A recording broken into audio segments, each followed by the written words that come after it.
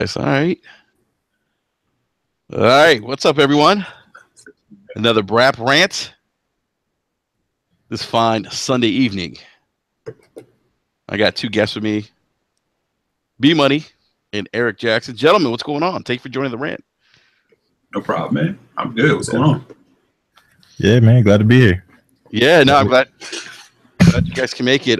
We are going to have another one more guest, Matt from NOLA Nerdcast, who's joining us here shortly. Cool. And everyone, I know that I said that the podcast or the BRAP rant was going to start at 10 o'clock, but Game of Thrones went over, and it was wow, just a wow episode. That's all I have to say. I'm not going to spoil it for anyone. I know some people are probably going to watch the replay. Eric, I know you're going to catch it later on, so I'm not going to say anything. Yeah, as soon as we jump off, and depending on how long you go, I might have to bail. It was crazy. I hear you, man. I hear you. I'm not. I wouldn't blame you, man. I wouldn't blame you. 5 minutes into the show, you're like, "Hey, you know what, guys? I'm going to go."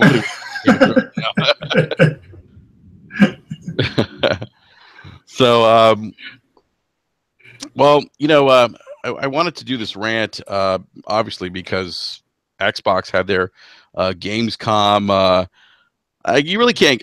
I guess I wouldn't call it a press conference per se. It's probably more like a, I don't know, like a sit down, I guess, because they were, sitting down at the table and just talking. Like Treehouse, man. Yeah, it's like Treehouse. Xbox Treehouse. Yeah, there you go. Just not done as well, I guess. Yeah, the whole donuts thing kind of threw me off a little bit. But we'll talk about that a little bit later. So, I wasn't expecting a whole lot from Gamescom, from Microsoft. I thought it was going to be, obviously I thought the big thing was just like, to announce the pre-order for the Xbox One X.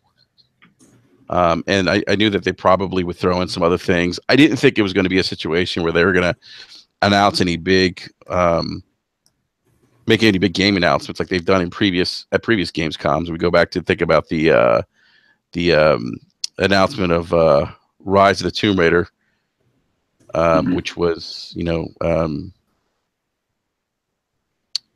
a time exclusive. So I know there were some people that thought that it was going to be like they were going to drop some big bombshells, but they didn't really. I mean, there were some decent announcements there. I don't think I wouldn't say there was anything that wasn't kind of like I guess a big deal. I mean, but nothing on the level like E3. Like there's no like megatons, I guess is what I'm trying to say. Yeah, and I was going to say no, it didn't have to be. It's not. This isn't a dig when I say this, but it felt like a recap of E3. Yeah, it was just a little E3 wrap up, man. That's kind of what it felt like. Yeah, kind of like the after show of E3. Yeah. Exactly. No, I agree with that, gentlemen. I think that's fair. I mean, I don't think it was, like previous Gamescoms or anything like that. So, but overall, I mean, like I thought the show was okay. There wasn't like enough for me to say it was like, like their best Gamescom show that they've shown.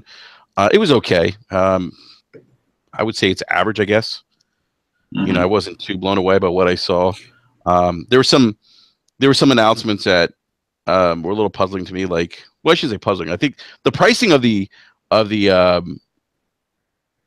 Minecraft, was a little puzzling for me. It's like $400. Crazy. Yeah, and I didn't see that coming at all. Why? Yeah, I'm like, wait, what's going on? $400? That's $100 less than the Xbox One X. Yeah, like, I'm like, what? Did I miss something here? Like, why is that $400? Like, for real? It should have just been $299, man. Yeah, because I mean, that's you throw them the bone, man. They decorated the console. The controller is redone. You know what I mean? $299. The bundle last year was $250. It was just a white console. So $299, I'm good with that. You know what I mean? It's totally redesigned. You know what I mean? Has the whole Minecraft thing. It lights up. You know what I mean? $299, I'm good. $399, no. Mm-hmm. Because I mean, for who they're trying to like market this to, I mean, Minecraft is big. I mean, I'm not a Minecraft person, but it's big and it's being marketed to a specific person. When they see a $400 price tag versus another S that might be, you know, $50, $100 cheaper, people don't really be wanting to pay that extra price just to get Minecraft, you know, themes on it. Maybe. I don't know. I mean, $400 is $400.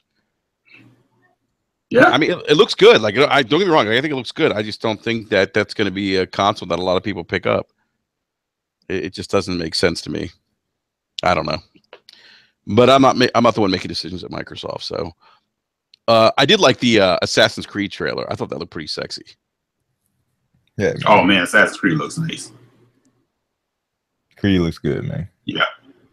Yeah. Is that day one for you guys?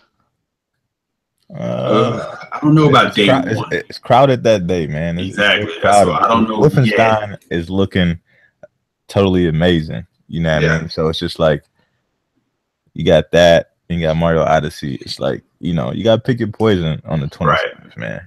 Right. There's only so much time we have. Also, I can already tell you guys, I'm picking Mario Odyssey up. I mean, from all the feedback that I've read and some of the feedback that I've heard from people that were at E3 playing the game, I just think it's going to be, I think it's a special game. I think it's going to be one of those games. I think that's going to be the game that, and I'm not saying this look, again, I'm not saying this to bash Xbox. Y'all might think I'm crazy, but I think this is what that game takes, is what gets Nintendo top spot NPD November. Hey, everybody. Hey, what's up, man? Nothing much. What I missed? Sorry I'm late. We talked a little Game of Thrones, but didn't get into it too much because Eric hasn't seen it yet. Okay, so I shouldn't talk about all the people that died? Eric, I'm not going to say anyone died, but it does rhyme with John Blow. Oh, that'd be twice then. I haven't seen it yet either. Rerun. So yeah, so no, we're just kind of Matt, we're just talking about a few things about the Gamescom show. How, you know, I thought it was an okay show. Like, it wasn't I think we all agree, like it kind of did what it needed to do, I guess. Here's my big takeaway, that normally we wouldn't expect much from a Gamescom show. I think pretty historically, outside of the Tomb Raider exclusivity announcement, Gamescom has always been their E3 take two. But this year they hyped, the reason so many people got excited was all their execs were saying, like, there's going to be world premieres, and check out, we're going to have really surprising announcements for fans at the end, and they were making it seem like it was going to be more than it was, and I think that built up people's expectations, whether right or wrong. It was not what they made it seem to be, I guess, but I still enjoyed it enough. Yeah, I mean, I think that's fair. That's a fair assessment. I mean, and I get why they were hyping it up. You know, they wanted to kind of create some excitement. I mean, in a lot of ways, I think this was a big event for them in the sense that it was kind of the official kickoff to the Xbox One X. You know, and so in that regard, it's way more successful than Sony's kickoff to the PlayStation Pro. Which I remember was a little boring. There was no little about it. It was Sony on stage talking specs and tech, and it was painful. There was not even shown, really. I don't even recall if there was. At least they treated this like the coronation of the One X, and I think in that regard they did well. Yeah. What B Money and Eric, what do you guys think? You agree with that?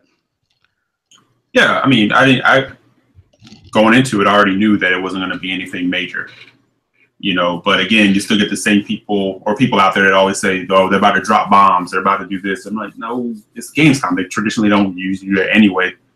And like again, not a dig, but when like this year, when have they dropped a bomb, like a major bomb on you? No bomb.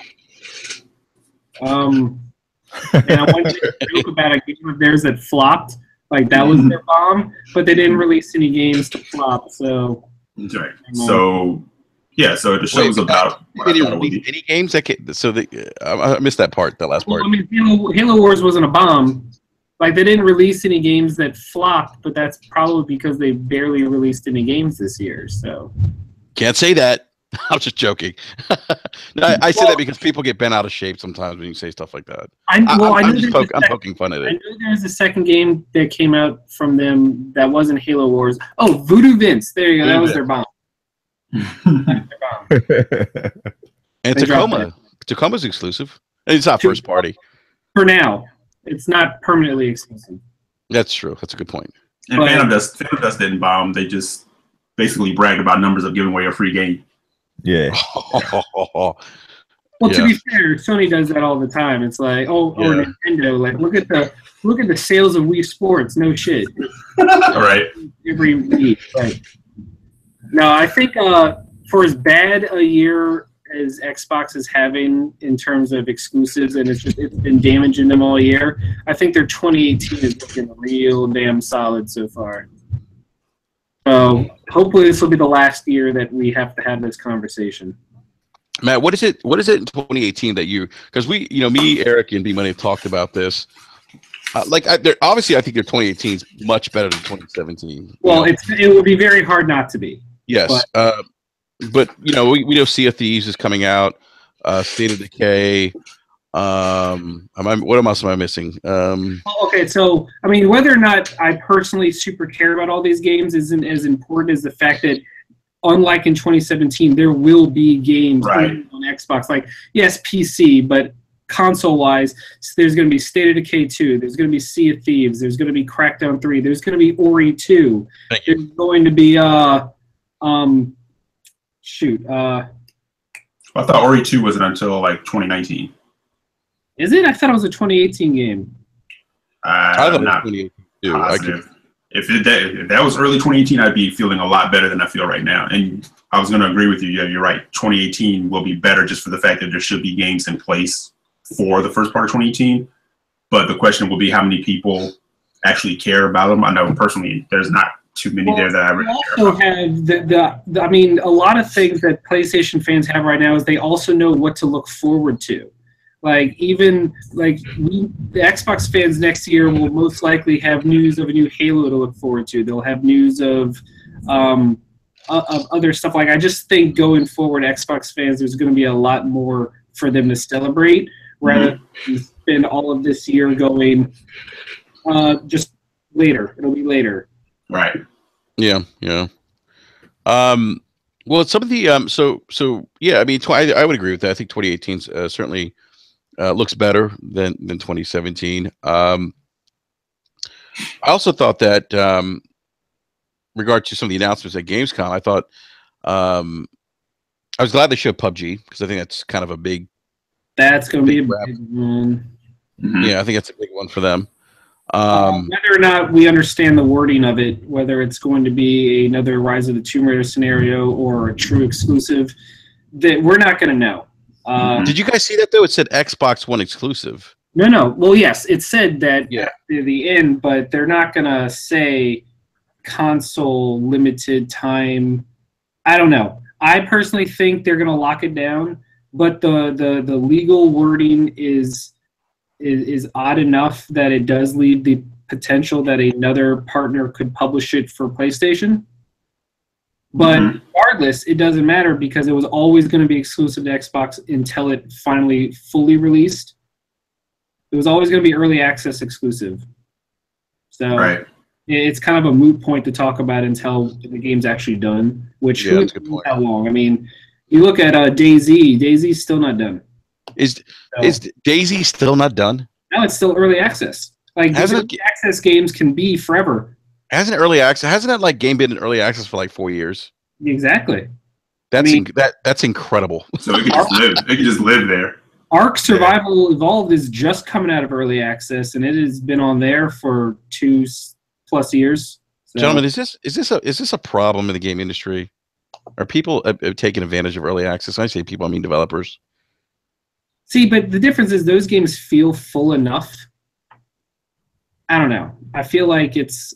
So then what's the endpoint at that point? You know what I mean? If it's been in early access for 3-4 years, what's the endpoint?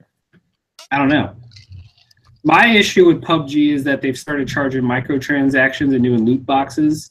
Like, I feel like that should be a we're finished and we're selling a full game type of scenario. Yeah, but you know, Matt, they're cashing in on that install base now. There's 6 million people. Oh, whoa! What are you talking about? They just hit 8 today. Oh, I'm sorry, 8. I'm sorry, you're right, 8 million. God, just like yesterday, it seems like they just hit 6, right? Yeah, it was like last week it was 7, and the week before was 6 or something. Like it's an it's an unmitigated success. Yeah, I mean, so to me, it's like if I'm a developer and I got all these people playing, there's 8 million people. I'm looking at the money. It's like, maybe we're gonna throw some microtransactions in there. You know, I mean, right or wrong. I mean, you know, I get the business side of it, why they're doing it. You know, I guess for me, this early access thing, like B Money said, like when's the end point? Like if a game feels full, I think you said that, Matt. Like it feels full enough. What's the end game here? Like when does it come out of early access then? I think once you're once it hits Xbox later this year, it'll have been in early access for almost a year, and I don't think any games have been on early access on console for too long. I think the big ones we know about are We Happy Few and Ark, and both of them are finally coming out. I'd give it another year. I'd say by Christmas 2018, PUBG is fully released, feature full and everything. Mm-hmm. Yeah, I mean it's going to be interesting. I mean, I when I saw the exclusive to Xbox One, I tweeted out like, is this game going to be console exclusive? John, Mr. Negative said he said no. Some other people said no. Then I heard some others say, well, we're not sure. And then I've heard other people give like the example with Tomb Raider, like how Microsoft published Tomb Raider. And then eventually went to, well, as we know, it went to PlayStation 4. So, what else? In terms of other announcements, so we had PUBG. We talked about the Assassin's Creed trailer, which I thought looked really good, really good. What do you think of that, Matt? Which one? The Assassin's Creed trailer. I mean, Assassin's Creed does really good CG trailers. There's no denying that. I was hoping for more gameplay, but it was pretty. I mean, I don't know. I'm already sold on Origins. They didn't need to show me anything. Yeah, no, me too. It does look gorgeous. It does look gorgeous. I don't know what else to say about that. There's really, with the CG trailer, we don't know. There's nothing to talk about, unfortunately. The collector's edition looks really nice. But you know, they usually always pretty much deliver on the collector's editions. The statues are always usually pretty cool. Yeah, they are. Yeah. Let's see what else. What did you guys think of the Jurassic World game? Interesting surprise. I like those kind of sim style games. I mean, they actually showed 2 with that Surviving Mars game. They both are sim style building games, and I just thought that it's just nice. It's another niche that Xbox has that PlayStation really doesn't, because with city skylines and stuff like that, that seems to be a genre very well represented on the console that you don't usually get. That's a good point. Yeah, because typically you see those games on PC. I grew up playing like SimCity, playing those games on PC. So, but I was surprised by that, the Jurassic Park. I thought it was interesting how I was a little surprised when the T-Rex ate the guy, because I didn't think it was gonna be that kind of game. But he did. So, let's see what else here. We talked about PUBG. Oh, Microsoft talked about more than 100 Xbox One X enhanced games. So they kind of updated us in that regard. I don't think, and they kept, it was interesting. They kept mentioning free updates with the Xbox One X, which is something that I thought it was good that they did, because I know that that was like what question that I saw a lot of people have. Like, are these updates going to be free? Well, it should be. Yeah. See, yeah. I don't know. I'm always kind of, I just assume. I'm like, why wouldn't they be free? I think the more exciting news was that Recore Definitive Edition was a free upgrade. That it better be. They kind of glanced past that. They didn't really. I thought that was actually something that you would kind of play up a little bit. You know, even if you're doing, you know, like a little bit of faux excitement. But I think most people wanted to know if that update was going to be free, and they kind of mentioned it. Like, you even missed it. Yeah, I know, because we were in the chat. I'm like, yo, did they say anything about it?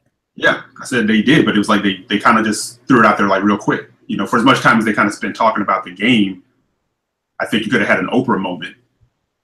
Yeah, man. You know, like, it's free to everyone, or everyone who owns it. Everybody gets stuff back, Wales. If they were charging full price for people that already bought the first Recore, that would have just probably been a poor PR move. Even if that would have been a disaster with all the new content. But as an owner of the original Recore, I am very excited that I will not have to pay for the upgrade. Yeah, same here. Yeah, me too. But I just hope it's more than just like an enhanced version. I do hope there's some things that were actually fixed. You know, some of the biggest complaints, you know. Because the game has potential, the concept has potential. It just got, you know, hamstrung by its problems. Mm-hmm. You know, and that became the story, which, you know, it looked great though from what they showed. It just it did look good. Yeah, no, it looked good. So, what else they showed? They showed World of Tanks. I have no opinion on that. Same here. I was like, okay, World of Tanks, really? Like, Gamescom is a European show, so sometimes they're just going to end up showing games that are bigger in Europe than they are here. Right. And I can only assume World of Tanks is huge for Xbox. Apparently, it's big in Germany or in Europe, I should say. I mean, I believe it. There had to be a reason that they showed it, because they've also given it time at E3, so it has to be a good property for them. So good for them. What else did they show? They showed that an ID Xbox showcase, which I thought was kind of cool. Mm-hmm. I always feel like they need to give more attention to the idea Xbox showcase. Like, it should not be 1 minute long, because there's some gems in there and they never play them up. Mm-hmm. Well, it's funny because PUBG was one of the earlier indie sizzle reel games. Like, sometimes those games just break out. Remember, Cuphead was first shown off in like 3 seconds of an indie sizzle reel. Yeah, I remember that. Yep. Blow up, which is great. And I kind of have to applaud Microsoft, because Sony has completely given up on indie sizzle reels, even though indie games kind of buoyed the PlayStation's early success in this. Mm-hmm. And now, even though they still get the bulk of indie games, they don't treat them like as good as they should, considering how many of them are still de facto console exclusives. So I like that Microsoft keeps pushing them, because it shows that they realize that. Yeah, and I wonder if that's, you know, in some way going to come back to haunt Sony. I mean, I don't know, man, because if you go their actual relationships with the devs, sure. Mm-hmm. I hope they don't, because I like having more indie games accessible than not. Yeah. What were you saying, B? No, I was gonna say I don't know if that's necessarily true. Maybe they don't do it as much on like Twitter or like their social media stuff like that. But if you go to a PlayStation store, like the last few weeks, they had the all digital sale. They propped up every one of those like indie games. That's true. That is true. You know what I mean, Pyre was like really big. I just meant exposure and spotlights during actual press events. Yeah. Okay. Yeah, I think this was the first year at E3 they really didn't highlight indie games. Like, they didn't have like an indie sizzle reel, but they did. It almost looked like they switched indies for PlayStation VR this year at E3 during the press conference, because they did give like a PSVR like sizzle reel, and they didn't have that the year before, I don't think. Right, but if you spoke to certain people, they said that like the pre-show, that stuff that we didn't actually get to see as the audience, they did have like a lot of indies on display and stuff like that. They just didn't give any like stage time to like a sizzle reel or anything. I did hear that too. Like before the pre-show, they did show some indie stuff. Yeah. They did. But like we got Matterfall and we got a bunch of their upcoming VR and indie games. But I'm hoping that PSX or at least Paris Game Show we get some more indie love, just because, especially this generation, some of my favorite games that I've been so far. Mm-hmm. I mean, look at the talk of Game of the Year. Like, so many people are discussing Hellblade and Edith Finch and now Sonic Mania. I mean, maybe not Sonic. I don't count Sonic as indie, but Hellblade and Edith Finch, Fire, all like some of my favorite games this year have all been indie. And year of a fascinating and amazing video games. That's really impressive to me. Yeah, Matt, I wrapped up Edith Finch. Yeah. I don't think it's for me. I don't see it as a Game of the Year contender.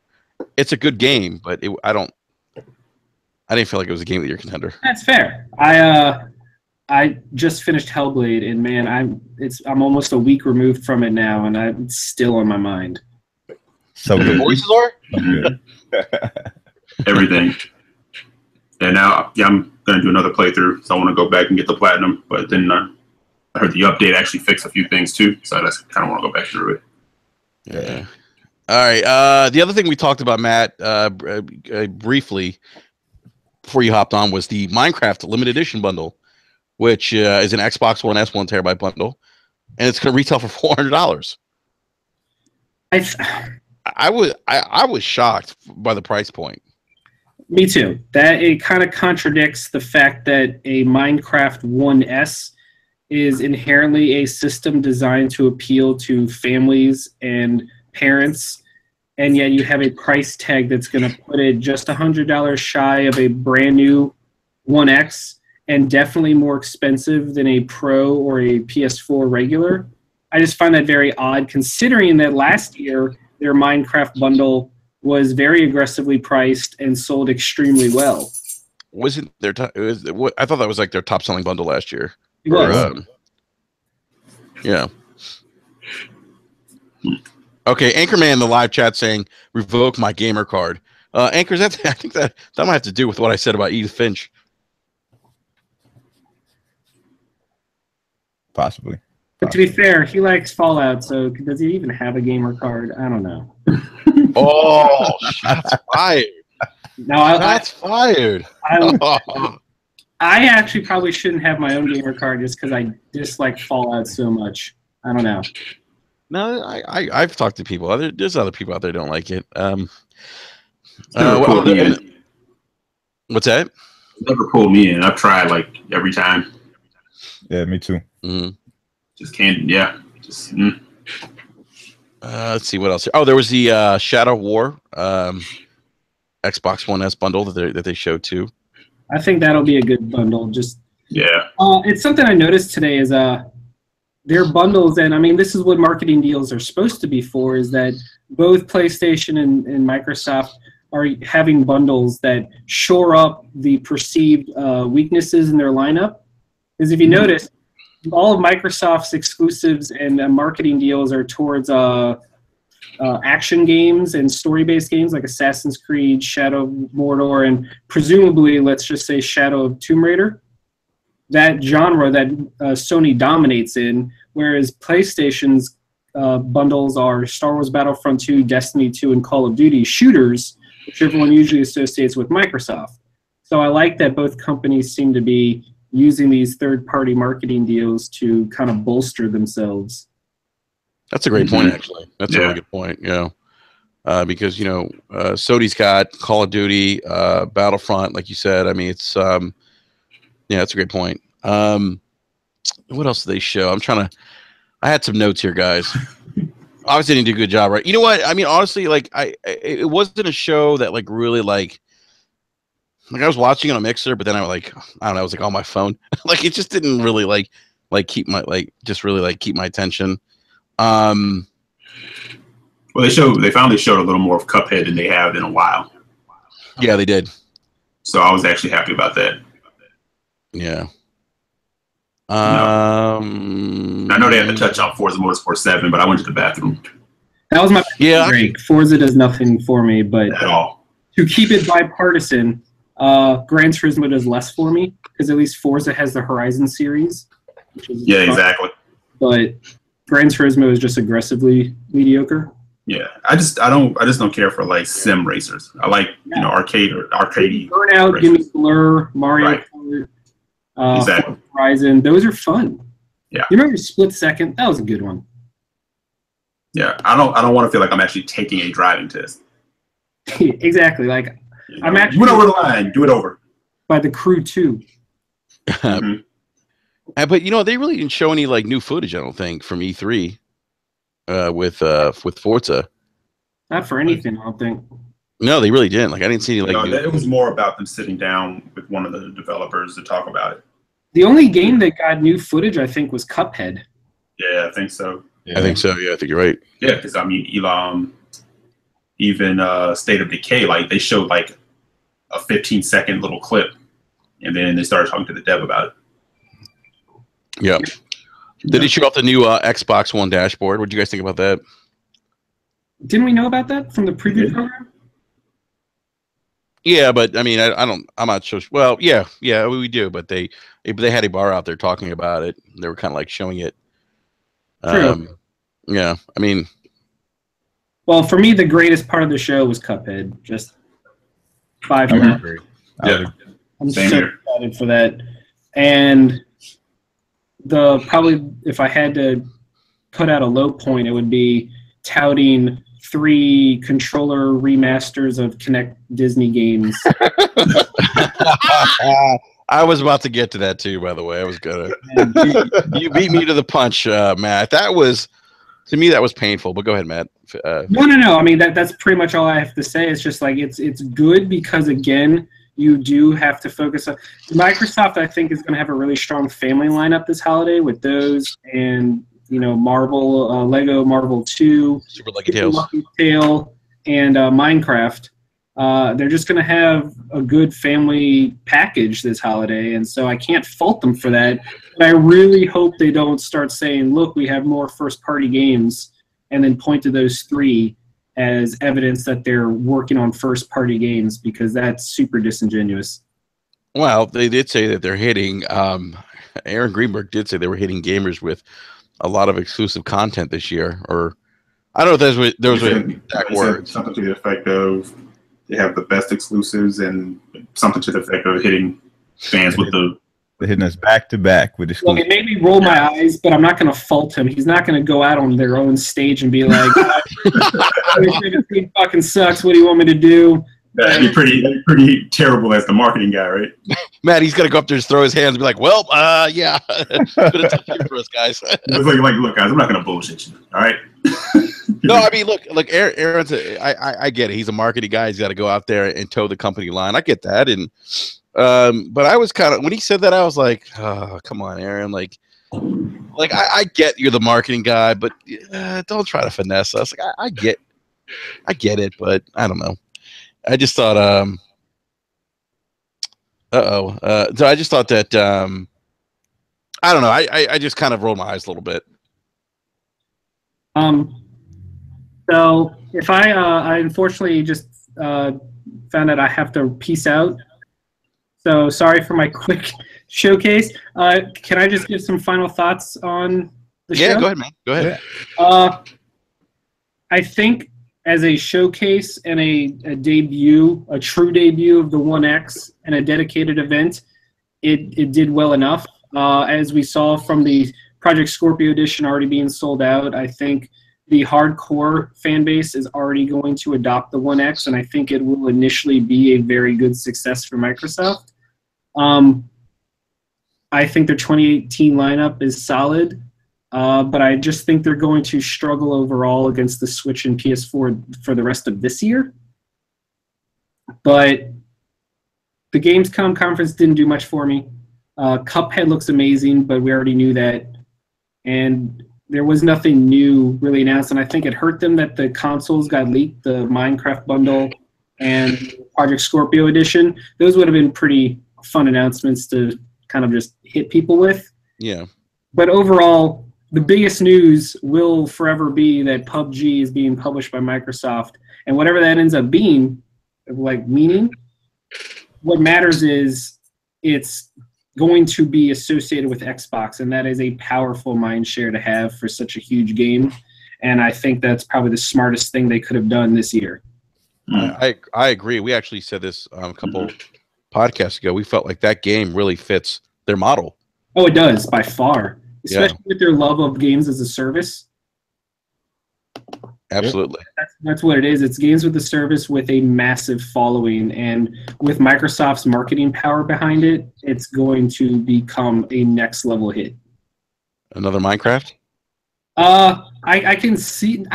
Can anything really be Minecraft? But I mean, we're talking about a game that is now the #2 most played game in Steam history, and it's not even fully out yet, and it's only on Steam. That's crazy. And then it has zero marketing. This is pure word of mouth and people playing it. It's insane. PUBG is going to be a monster. Yeah, no, I agree. I agree. Well, Matt, thank you, man, for joining us tonight, man. Hey, we gotta get you back on again. Look, guys, it is always a pleasure. Unfortunately, since my show always airs at the same time as yours, but we usually end a little earlier than yours on Wednesdays, so I would always love to just pop in, even if it's for 10, 15 minutes. Yeah, no, definitely. No, I know a couple weeks ago when we had Tim Dog on, you popped in for a little bit. Yeah, I mean, you guys are good people, except that Eric guy. I don't know. You got to watch out for Eric. I heard he's a pony. But no, I actually got my pre-order locked in for my One X. Nice. Whether or not I keep it is immaterial. I am either going to have a One X or I'm going to flip that sucker during the holiday rush and finance this Christmas. Either way, I'm going to be very thankful to Microsoft. So I hear that. I think some people have it on eBay already for $800, $900. So which is illegal because eBay does not let you sell pre-orders more than a month out. So all of those listings will be deleted. Right. Oh wow, you know that. I found that. I mean, I usually. It's like I found that out the hard way. No, I found that out when I was trying to sell extra PSVRs last Christmas. I had to wait until a month before release to sell them. Oh wow! All right. Yeah. Every holiday, I flip game consoles to finance all my horrible gaming addictions. You know what? That's actually pretty smart. Did you do that with the Switch? God no. Good luck finding 2 Switches. I was happy I found one. apparently they're out there now. My local GameStop got a shipment of 20 in on a Thursday, and I called Friday, and they still had half that shipment left. That's probably because no one knew they were in. That's I don't know. Yeah. But yeah, you guys have a great night. I hope the rest of the show goes well. And I'll see all of you on Twitter at NOLA Nerdcast, being lame with my bad puns. All right, Matt. All the best, man. Thank you. Bye, guys. how you going, man? All right, it was Matt from NOLA Nerdcast. Definitely check him out. Good dude. Good dude. Passionate gamer. He's also on the Super Deformed Gamescast as well as a co-host. So, so speaking of Scorpio, I do think that they did kind of set this up perfectly. Like, the whole leak thing. I don't think that happened by accident. By the way, I don't believe that. I think that was a controlled leak. You know what I mean? Like they're getting people hyped for it. To go out and pre-order this limited edition Xbox One, and it totally plays to that base. The people who were rocking the M's. From a marketing perspective, I understand that. I get it. I get why they do it or did it. And it kind of generates that hype and that buzz. Which is what we're seeing right now. I mean, I think are the pre-orders sold out now? From what I understand, yeah. Yeah. I believe so. I haven't checked. I know like a couple hours ago I was on GameStop and they still had the pre-orders up. Yeah, I think it's kind of been like going back and forth because I checked Best Buy earlier. They were still up, and even though people were saying they were out, so I think it's just been coming and going depending on how many people had it in the cart or whatever the case was. I know on Amazon you can't get it, but Microsoft Store still had it, and Best Buy had it a little while ago. Yeah, Maddie's saying in the chat that Amazon and Best Buy are gone. Done. Worrywart just said Microsoft Store still has it if you look for it. Yeah. But a couple hours ago, I checked GameStop; they still had it. So let me ask you guys something. Now, okay, I can't say we because I can say I have been back and forth with Project Scorpio or Xbox One X. I was kind of like, I'm going to get it, and then I was like, I'm not going to get it because I got to buy a 4K TV. And that's going to be, at least $1,200-1,300. Yes, I know there's $500, $400 4K TVs out there. I'm not going to buy one of those. You don't want the big lots 4K TV? Big lots. You don't want the $300 special, man? Yeah, it says instead of Ultra HD, HDR, it says sort of HDR on the side of the box. Yeah, partial HDR, man. Something. Yeah, sprinkle that in there, man. I don't want. If I'm gonna upgrade, I'm gonna do it right. I'm not gonna half-ass it. I'm not gonna. Yeah, you're right. I'm not gonna buy the big lots.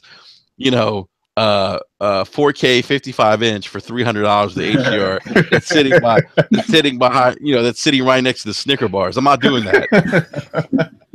It's not. So we got one of the Iron Lords. I'm sorry, I can't pronounce it. Lord Kaibatsu. What's up, Kaibatsu? Yeah, that's man. Shout out to Kaibatsu. Shout out to Kaibatsu and check out. By the way, check out the Iron Lord. Hey, B Money. I checked out the. They have their first, official Tick podcast today. Yeah, man. And they had Hip Hop Gamer in there, so shout to them guys, man, doing their thing over there. Oh, it was a good show, man. Yeah, that was a good show. Hey, you guys. Hey, that was a great pickup, by the way. I really enjoy the Iron Lords podcast. Hey man, Kevin Durant, man, he on the squad now, so we appreciate it. We appreciate it. Yeah. So he says, don't sleep on the TCL though. Good 4K TV. You know what? I will say this. I have read that TCLs are great budget TVs. But look, the P series, the 607 is not a bad TV. It's actually like 7.8 or like 7.7 on ratings.com. It's like $600. It's not a bad TV. You know what I mean? If it was like a secondary TV or something like that, you know what I mean? I would go with it. But the Sony 900E is where it's at, man. Sony 900E, man. If you're looking for a 4K TV, that's where it's at this holiday. I'm trying to pick up my second 4K TV. I'm just waiting on a great deal for that one right there. That's a great point. And look, and if you're on a budget, then yeah, I would say, if you have to get a TCL, do it. I mean, I get people have budgets and whatnot, but for me, I just wouldn't do that. I just wouldn't do that. 4 years ago, I went out and bought a Panasonic ST50, and that wasn't even the high end plasma for Panasonic. I could have gone with the GT50. The VT50, I think, was the top end, the high end model, and I got the ST, and that was like $1,500. And I got that TV in my room. By the way, speaking of black levels. Plasmas, thank you. They do get hot as shit though. Have you guys know anyone who has a plasma TV? You walk past it, you can feel the heat. Oh yeah, you never want to sit in a room with a plasma with the door closed, man. Oh, dude, it's in my bedroom. Yeah, man, it's no joke. It's in my bedroom. We close the door, watch a movie. My wife. It actually works though. She starts undressing. That's another podcast. You gotta keep cool. That's another podcast, though. She doesn't hear me say it. Like, what are you talking about? But yeah, I mean, so I've been back and forth, guys, and you know this. I mean, I've been back and forth. When Microsoft announced the Project Scorpio at E3, I was like, oh yeah, this is cool. All right, and then I was kind of like, no, I don't know, I don't know if this thing's gonna be true 4K or if it's gonna be what it says it is, and anyhow, so then the whole GameStop flip thing happened. I was kind of on board again because GameStop was kind of paying for it. But after this Gamescom, I'm kind of back in that ship again, where I'm like, I don't have a 4K TV. I don't. I have two. I mean, it's hard for me to justify buying a. And look, this is just my opinion. It's hard for me to justify buying a 4K TV right now when I just bought. Okay, so when I bought the Panasonic, I also bought a Samsung LED and that's my gaming TV, right? Mhm. But I mean, they're nice TVs. I haven't calibrated. They still look good. So it's kind of hard for me to kind of say, okay, I'm going to jump on the 4K train to get games that majority of the time are going to be upscaled to 4K, not native 4K. Yeah. And I guess like watching Gamescom, and they were talking about games that are going to support the Xbox One X, and they kept saying true 4K, and I'm like, well, that's not true 4K because it's not native 4K, and and look, and this is Sony's, and this is the issue I have with Sony too. And I think Eric, I think I mentioned this to you as well. I think I asked you, Eric, like, do you think that Sony and Microsoft maybe kind of jumped the gun here with these console iterations and trying to push 4K, but at the end of the day, we're really not going to get 4K with every game. And for me as a gamer, if I'm investing all that money in a TV, let's say, I'm looking at least $1,300, $1,500 for a TV, right? Easily. Well, you actually asked me if they're finessing us. Okay, yeah, well, yeah. I said, yeah, because you can finesse them. You can say, okay, yeah, it's 4K, we're delivering 4K. Let's talk about those frames per second. Yeah, that's the other thing. That's a different story. They promised the true 4K, and when it comes down to the end of the day, they're gonna ensure that their games deliver that. Every first party game or any game that they publish will be true 4K. What everybody else does in regards to third party or indies or whatever the case may be, they can't guarantee that. You know what I mean? So it kind of is what it is. It's up to the developer at that point. But when they say they're talking about providing games that are true 4K, they can say that because every one of the games they put out will be true 4K. Oh yeah, absolutely. I think their first party stuff will be true 4K, 30 frames a second. I don't see them doing 4K 60.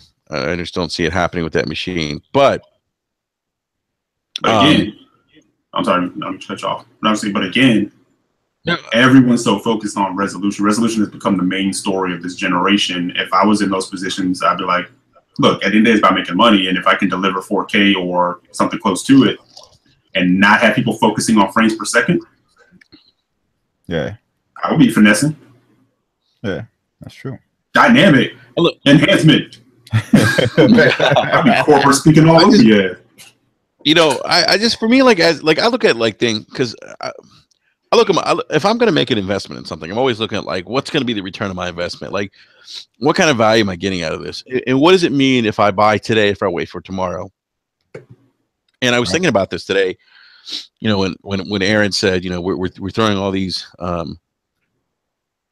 exclusive games or whatever. I forget what he said, but where I was kind of like, well, wait a minute, like, what are you talking about? Like, that's not really true per se, but. And then there's this new console coming out, and I'm thinking like, okay, so it's going to show, it's going to support, pretty much the same games that the Xbox One X or the Xbox One S or OG Xbox One will support. It's going to make it shinier. It's going to be 4K HDR.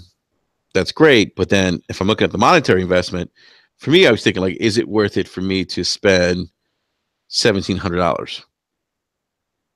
To have shinier looking games, yeah, or should I, or should I wait next gen when we get a true next gen upgrade, and we get all games 4K? That would be my assumption. We get all games 4K. So I'm kind of like I'm back on the boat of, and I said this to you, Eric. More than likely, what I'll probably end up doing is trading my OG Xbox for an S. Enjoy the games on my 1080p TV right now. I got my PS4, I got my Nintendo Switch, and then use the rest of the credit for games. So that's where I'm at right now. Yeah. That's where I'm at.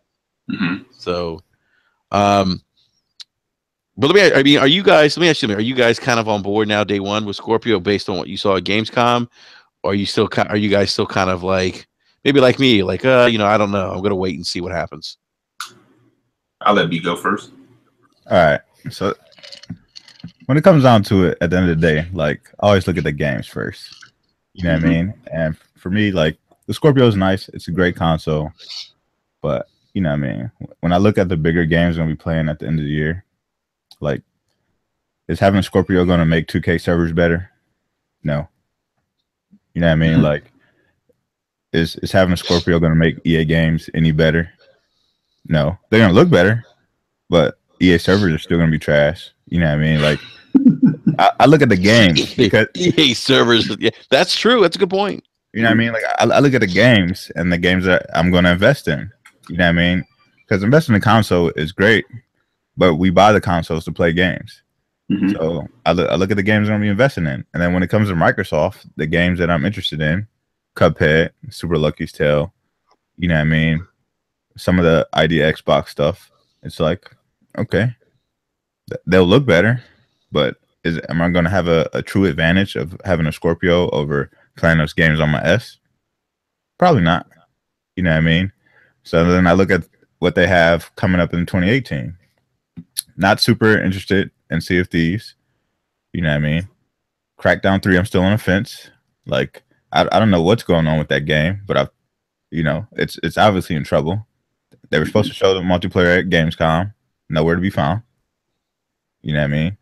And then we got State of Decay, which I'm not really interested in either. So those 3 games right there, which are supposed to be their big games for 2018, I'm not super interested in. So I'm trying to figure out what the rest of the roadmap is for 2018 for Microsoft. It has not been laid out yet. So what's the big holiday game for 2018 for Microsoft? We don't know. So at that point, I feel like I can hold off until holiday 2018. So maybe Halo 6 is teased next year, and maybe it comes out. Or maybe they already have something locked and loaded that's going to be their big holiday game for 2018. And then I'll get a customized Xbox One X. You know what I mean? And then I feel like the purchase is worth it at that point. Because I feel like the game would actually be built from the ground up to kind of support the X. And it's not just this, they're going back to, you know, patch all these old-ass games that I'm probably not going to go back to play anyway. You know what I mean? For some 4K enhancements. So I guess that's where I'm at with it. You know, B, you just said something. Go back, pay for something to go back just to get games or play older games with 4K enhancements, and that's what I look and not to like. And by the way, like I hate to have to preface stuff, but if you're someone who's hyped for the Scorpio, that's great. Like seriously, if you feel like this is a good product for you, by all means, that's awesome for you. Hey, okay, not to cut you off, but Corey Dillon in the chat just said that Rand said that Decay is not looking too good either. Like they're having some problems with it internally. If that's true, I don't know what's going on at Microsoft, to be honest. Yeah, you know what? And Corey, thank you for sharing that. By the way, that's a thanks, and thank you, B, for pointing that out. You're right, B. If that game's having issues, there's deeper problems at Microsoft that we don't know about.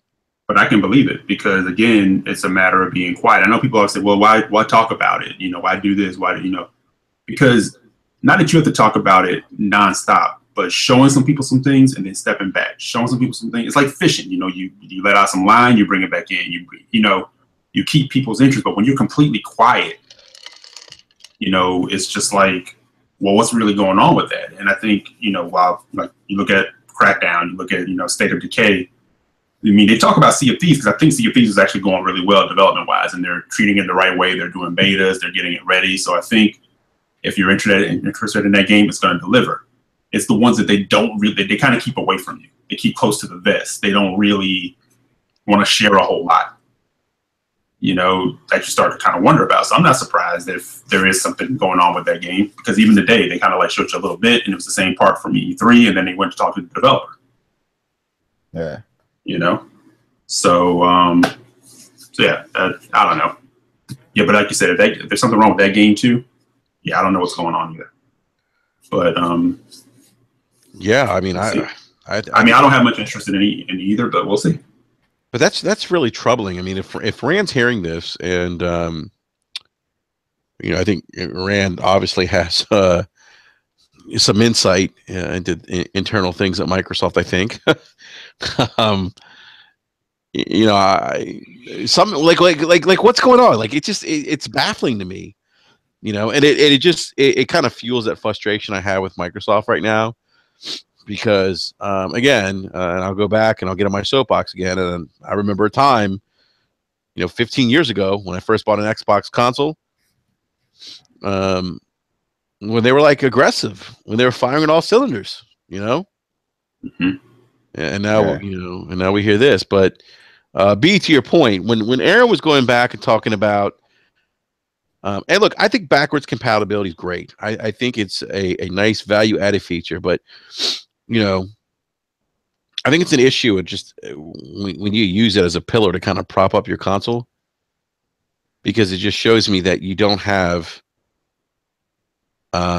newer content, exclusive content, first party content to show, you know. And I just and I think that, you know, to spend, you know, not just, you know, $500 in my case, but you know, $1,700, $1,800 just so I can have older games now playing 4K. I just, to me, it's not worth the money right now. It's not worth it for me to invest that when I could wait, get a better TV.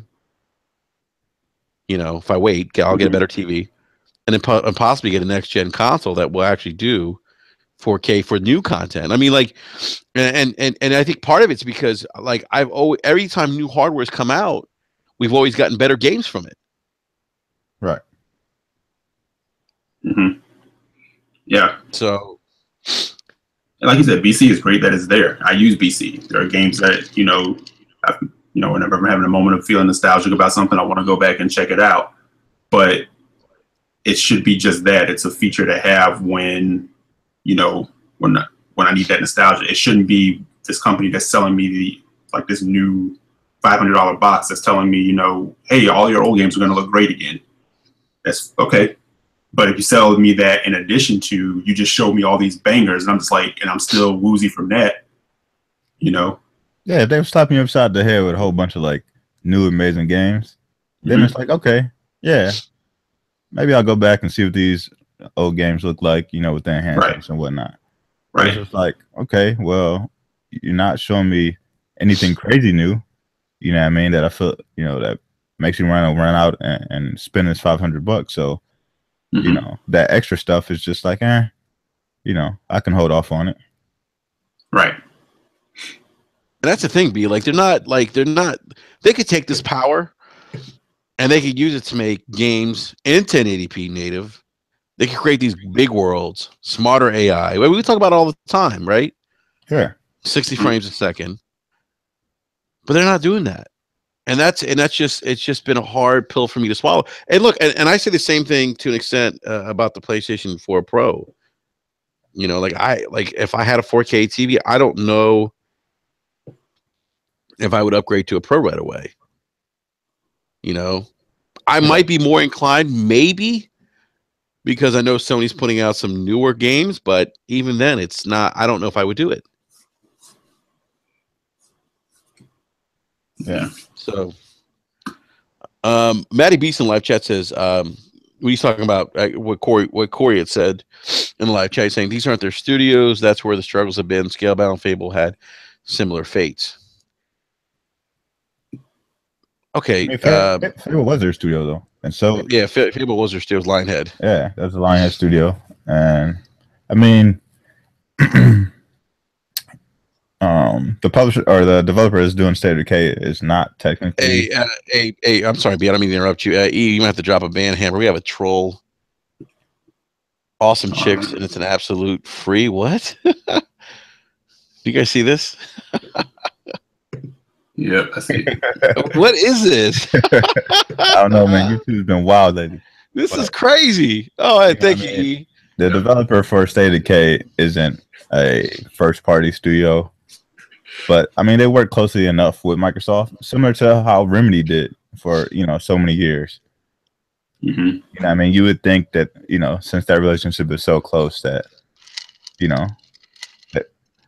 they wouldn't have so many issues with their games. But we've seen this, I guess, throughout this generation with Microsoft and some of their close partnerships that they had. with developers for a long time. Those games have been average at best. You know what I mean? And it's interesting that they went ahead and published PUBG, because a lot of the corporate speak that they have in regards to publishing it, you know, they say that it's to ensure that the game comes to Xbox faster. So it'll be interesting to see what happens with that, you know, once the game is ready to fully release. Yeah. No, it's. I mean, don't you have people? You can hire people who that is like their sole job is to keep up with these studios, have relations. Well, yeah, project managers. I mean, exactly. Yeah, I mean, but then it's like who's like, where's the oversight? Like, what's going on here? Like, let me tell you something. If I'm spending millions of dollars, or I'm partying with the studio, and my ass is on the line here, I'm gonna be like, what the fuck's going on? Like, what are you guys doing? I'm gonna say this, and I'm pretty sure if I get caught on it, I'm being negative, but they don't have this quality control problem with the hardware and the controllers. Oh, come on, E. Come on, man. No, that's like a little bit of a sore spot because when I bring that up, I get when you bring that up, you immediately get met with, well, those are two different teams. I'm like, yeah, but they're under the same banner, they're under the same management, and this is Microsoft we're talking about. It's not like this is like an independent developer who has, you know, limited resources. It's Microsoft. Yep. They can't have a quality control team on software and a team that's doing hardware who still get their orders from higher management. You know, it's funny. I know. You know, it's funny. E, I know what you're referring to now. Well, no, I mean, I've seen it from multiple people. It's not just one particular person. But there's one person who said that, and you know.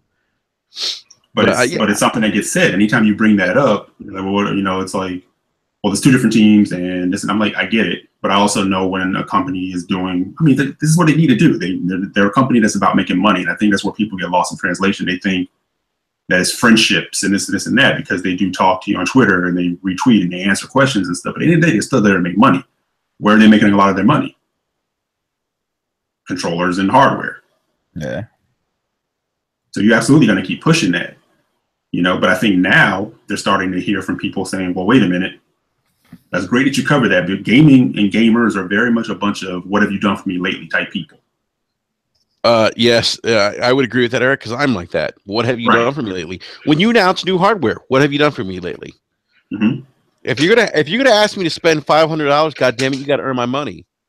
I'm just not gonna give you $500 when I've already spent $500 4 years ago. Right. You know, and now I have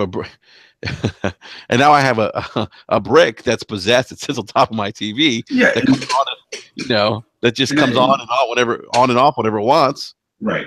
And I think people get that mixed up when you say that because it's like, don't get it twisted. I have like 5 Xbox controllers here. I love what they do with them. I love having different controllers. I actually prefer controllers over custom. You're part of the problem. Yeah, I am part of the problem. You know what I'm saying? Not anymore. Eric's like, man, he's fucking. They come out with another fucking controller, and he's there like the next day. Yeah. No, that relationship stopped a long time ago. I'm just saying. You know, I will rock with the controller, but I'm getting to the point now where it's like, yo, man, stop. You know, not stop, but keep making them. Do whatever you're gonna do. People are gonna buy them. You got to make the dough. But I'm saying, all this hype over them. Every time you talk about, you know, you release one or you announce one, it's like, you know, new controls. But I'm like, there's no balance. If you talked about your games as much as you talk about, you know, UIs and controllers, people wouldn't be poking holes in you. And people kind of immediately go to this whole thing, well, Microsoft can't catch a break. Anytime they do something positive, they get kicked down. That's how our society is. Yep. Facts. But when you're delivering, people love you. But people love tearing you down just as fast. But let's not pretend that they don't also do things to trip themselves up. I mean, case in point, they had, you know, good positive vibes on the Minecraft bundle, and they put it out at $400. Silly mistake. You know what I'm saying? But you put that out at $250. You can't poke many holes in that. Yeah, I mean, I get. You can try, and I'm sure people will. But you know, but also, you know, you can, if you're delivering on things that people really want, and everyone's kind of like, you know, not really divided on it, because there, you know, let's call it what it is. There is a big divide between how people are feeling about hardware versus software, where Microsoft is concerned right now. And I'm sure that we're going to get to a point where there'll be BRAP rants about Sony, because believe me, they're not clean in a lot of the shit that they're doing either. But I'm just saying, if you kind of give everybody what they're kind of looking for, then they come to more of the defense, and it's not really like you're being kicked and beat down. You know? But when you're not being perceived to be putting your best foot forward, you have one group of people who seem to be getting what they want, and then the rest are left out in the cold. People get pissed about it. Yeah. And that's right now, that to me, that's the illustration of how they are right now. They're listening to one side and delivering this, but the other side is sort of like, wait, I never got involved in this whole power narrative or resolution thing. All I want is some good games. And that's where I'm at, E. I feel like I'm no longer the target audience. Yeah, exactly. You know what I mean? I feel like, you know, everybody who is super loud, that's who they're listening to now. But it's like, I've been there. I've probably bought more games than a lot of people. You know what I mean? Like, and I've won a variety of games. I don't want to keep playing the same stuff over and over. And this has been my argument since the beginning of this generation. And right. Yes, they've provided some games, you know, that have been out of their ordinary, but it feels like they're at a halt with that, and now they're going to revert back to what they know best, and that's releasing the same games over and over, or releasing games that are pretty similar to the you know what they've usually released, and they don't have anything for me. You know what I mean? And that's pretty sad. You know what I mean? I've always rocked with Xbox. You know, I always felt like Live was superior to PlayStation. But it's like I'm kind of forced to, you know, play with the other guys because they're providing the games. So they have my attention more. And until Microsoft gets back on the right track, at least in my mind, with providing a different variety of games, or at least a more abundance of games, then I don't know, man. I'm no longer the target audience. And hopefully with how this week is kind of like laid out, I'm pretty sure they're seeing it. They're seeing some of, you know, people's, you know, aggravation with it. But then again, maybe not, because I mean, people were aggravated for a few days, and then the minute they start mentioning, you know, Project Scorpio and Scorpio themed consoles and everything, people they were okay again. Some people anyway. You know what I'm saying? Yeah. And you know, I kind of spoke out earlier in the week about the Project Scorpio Xbox One X, and I'm hoping that it wasn't lost in translation, and that I'm excited for my Xbox brothers and gamers who are excited for it. There's no reason you shouldn't be excited for it. I'm not looking for them because, like B said, I'm in that same boat of, just like how I did with the Pro, I'll probably wait, you know, until next year sometime to look at an Xbox One X. Like, I still don't own a Pro, but I'm looking more at the Pro now because there are some games coming up that I think will benefit for me for having it. I think it'll be a little bit cheaper, hopefully, if they do a price drop. But there's games coming in 2018 that I definitely would like to see, you know, on that next level, you know, most likely. So, so when they did the Project Scorpio thing, to me, it just automatically felt like, again, they're speaking to one particular part of the base. Yeah. Now, if they would have done an Xbox One X that was themed after the OG Xbox in celebration, just like the PlayStation 20th anniversary console. Oh, I would have been everybody. I probably would have jumped on one today. Yeah. Because that brings me back, and it speaks to me, and it brings me back to when I started rocking with them. And it's for everybody. Project Scorpio Xbox is not for everybody. Now, the X itself is pretty much for everybody, but the Scorpio version speaks to a specific person. And to me, I think they've been a little tone deaf in that regard. It's like you're listening to one side of it. And like you said, you're starting to feel like you're not hearing me anymore. Yeah. You know? Yeah, I mean, that's kind of, you know, the last BRAP rant that I did, it's kind of what I was talking about. Like, I just, you know, coming from 2002, being a Xbox Live beta tester, I just, and look, a lot of people don't, I don't think a lot of people have the experience that we all have with the Xbox, and how they came, how they used to just create games, and they just took chances, and they did all these things to attract a variety of gamers.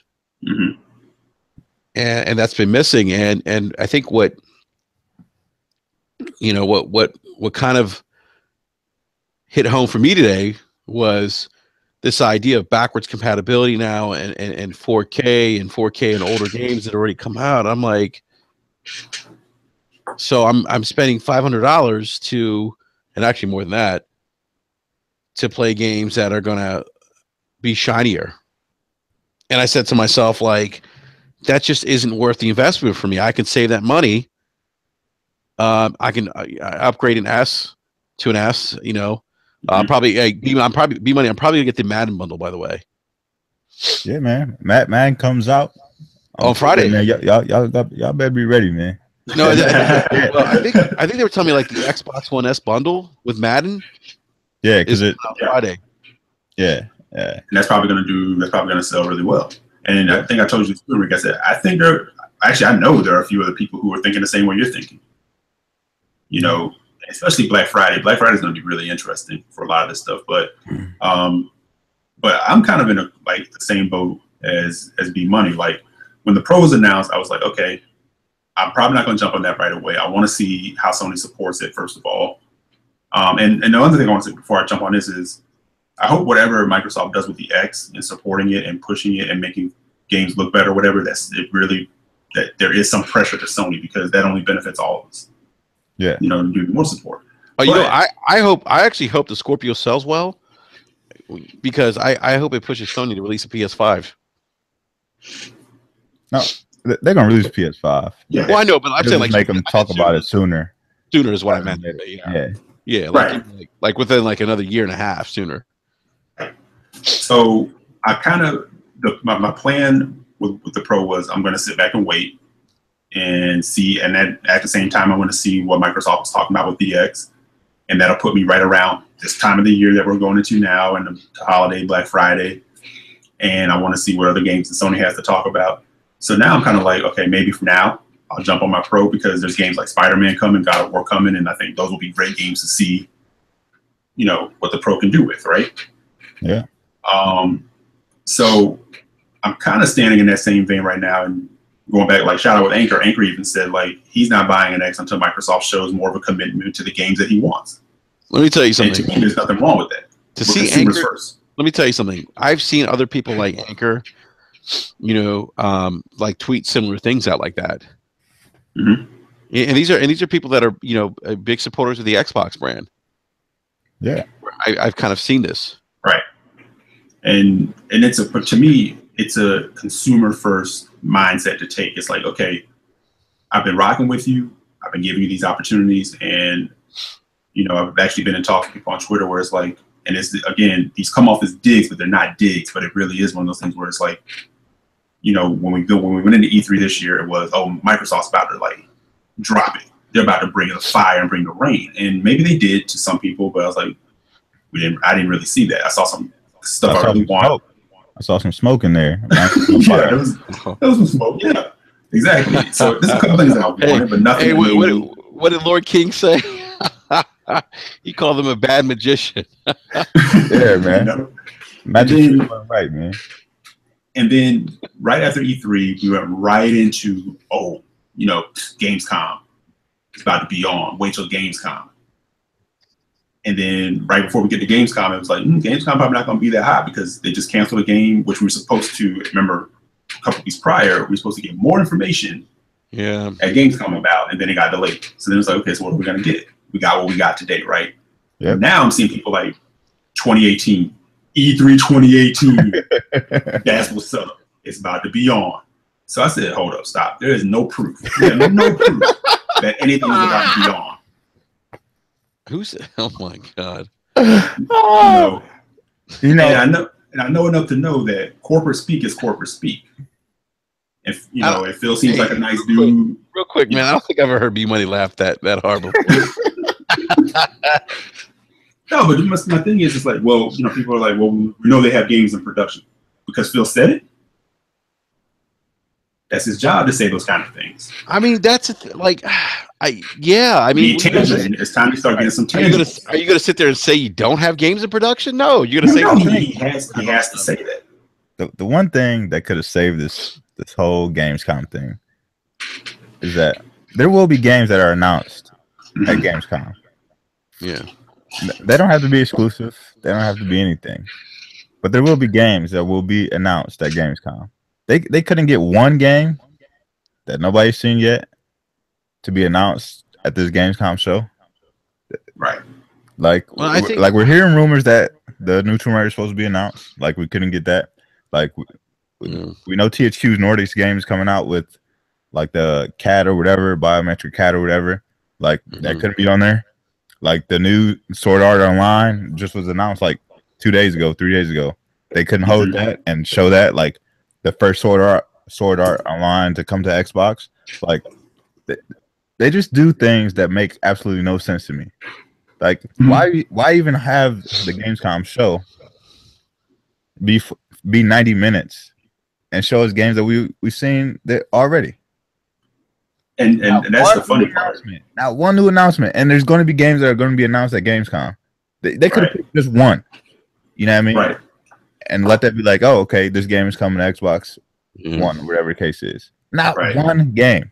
Which is funny because a lot of the Gamescom crew, it's a world. E3 is like a worldwide thing, so they saw a lot of it at E3, right?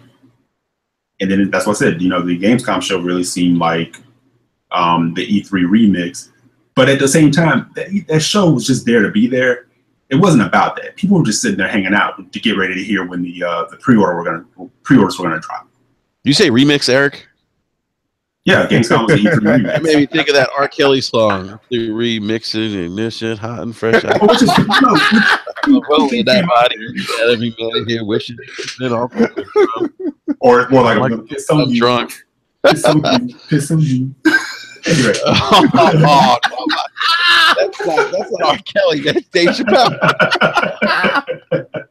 Can I get a poo poo? Right. Can I get a But what's funny about that? What's funny about this show is I remember PSX 2015 and people were like all over them. You know, oh, this canned hype and this show is horrible. You know, and it's just I was sitting there watching this one today and I was kind of like laughing at it.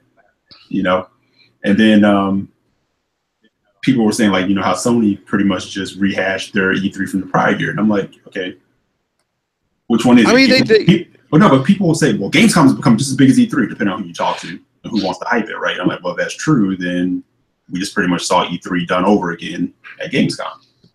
It's all about Paris Game Show now. That's what's up. Paris Game Show is going rocket. I remember when Sony announced Paris Game Show. People were like, oh, Paris Game Show. It's where it's at now. Okay. But I wanted to shout out the Iron Lords. They put up a poll on Twitter that asked, like, basically, if you could have anyone back, who do you want? And then it was out of Phil Spencer. Oh, I did say that. And Don, right? Of course, Don is losing as he should lose. Yeah. But Peter and Phil were making those numbers. I voted for Peter. I was like, I'm always gonna vote for Peter. Dude, Peter Moore about the game, man. Yeah, I said Phil. I said Phil's a cool dude. I appreciate everything Phil has done to turn this thing around. But man, that's when Microsoft was aggressive. When Peter Moore was at Microsoft, they were making deals. He's like, you know what? We're gonna bring content. We're gonna bring games. And he said it. He used to always go up there and say it on stage. Xbox will be the best place to play games, right? Dude, he just said in that interview with Ryan McCaffrey on IGN, he said his goal was to bring it to Sony because he felt Sony killed the Dreamcast. But, you know? But shouldn't that be like shouldn't that be Microsoft's thing though? We need to bring it to Sony because at the end of the day, if they bring it to Sony, it's only going to benefit them as a brand, and it's going to benefit gamers. Consumers at the end of the day. Yeah, well, so it's like maybe this goes back to that thing where there are probably people in Microsoft and Xbox right now because you also heard the stories about how Xbox was like everybody in Microsoft was jealous of Xbox, right? They started off as the team that nobody really was paying any attention to, and then all of a sudden they became the team that everybody wanted to be a part of, right? But Microsoft has a lot of hot stuff going on now, man. Their Surface line is just like making Apple users like jump ship. Yeah. Stuff like that. So when they were seen as just like your whack granddaddy's PC back in the day, now they got like hot product, right? So now they have these Surface teams and stuff where people might be like, these are the hot kids on campus. We want to roll with them. And it just feels more like there may be people inside the Xbox division who want to bring it, But the overall focus of Microsoft is they don't necessarily see the console market and Sony as like super direct competition. So they're trying to cover everything. That's And just by the not, way, that's again, just how I look at it. I just want to preface this again. So I know people are going to say, "Oh, those guys on BRAP are bashing Microsoft." No, we're not. We're just passionate. We're actually I've been gaming on the Xbox platform. Who's gonna say that? A 12-year-old who just got an Xbox One, he can fuck off. Been at this for a long time, man. Oh my goodness! It's the remix. It's the remix edition of a song that Hot, fresh out the kitchen. Yo, every time somebody tries to tell me that I'm hating on Xbox or I bash Xbox, I just send them a picture of all my Xbox shit. Like, yo, I got 2 S's at the house. Still got my OG Xbox. Got massive controllers, massive games. I got the $250 collection edition of Titanfall up there. My Witcher collection edition. You know what I mean? Batman Arkham Knight edition. You know what I mean? Like, I spend mad bread on Xbox, so don't ever come at me talking about I couldn't, you know what I mean, be critical of what Microsoft's been doing with the Xbox division. Thank you. Never do it because I spent mad bread. I had two 360s, 2 OG Xboxes in my house. This is before I got married. This is why I had 2 consoles, or two of each. You know, yeah. I mean, it's funny. Like I got called a troll today, but yeah, you did. because I was like, look, there's no media bias. I've heard this bullshit before with Sony PlayStation fans last console gen. And I was called a troll. I'm like, look, no, I mean, like, if we're saying this stuff, because here's the thing, like, and I love the fact that we say these things, and I think it's funny, like, people get upset. I had people say, oh, you know, you guys are bashing Microsoft too much. No, we're actually voicing our concerns because we actually are consumers that have, for a long time, been primarily gaming on the Xbox platform. And we aren't necessarily happy with the direction it's going. And there's nothing wrong with that. Yeah, Fastback's right. This year's been known to be sparse, but we've seen sparse for years before. I mean, it happens. You know what I'm saying? Yeah. I mean, but it's not like resolved. It's how do you listen to the base and bounce back? It's not too late. It's not over. And, you know, and again, anybody who's out there saying, man, like, I wish they could go away. I actually saw dudes say that about Sony a few years ago. And, you know, they like were hyping the Xbox thing. I wish Sony would just go, you don't want any of these cats going away. We've seen what both can do when they feel like they got it. Yep. All right. So remember? Okay, real quick. I just want to, because I got called a troll today. I just want to say something real quick. I'm gonna rattle off some games I had for the 360. I'm looking at right now. Madden 2011 was an old game. Blur. Oh, Red Dead Redemption. I got another one I got to block. Yeah, I just saw that. I was about to get him up out of here. Yep. UFC 2010 Undisputed, Splinter Cell Conviction, Forza 3, Mafia 2. These are all 360 games. Halo 3 ODST, Fable 2, all back and Battlefield Bad Company 2, Forza 4, Dark Souls, Rage. Good game. I'm just going through all my disc here. Gears of War 3. All will be enhanced on X. Yeah. Oh. Bayonetta. NHL 2010. Madden 2010. Again, these are older games, guys. So FIFA 2010. NBA 2K12. NHL 2012. FIFA 12. Super Street Fighter 4. Alan Wake. Final Fantasy 13, which I did not like. Lightning. But it really UFC 2009. MLB 2K10. Call of Duty Modern Warfare 2. Great game. Left 4 Dead 2. Dragon Age Origins. NBA 2K10. Gears of War 2.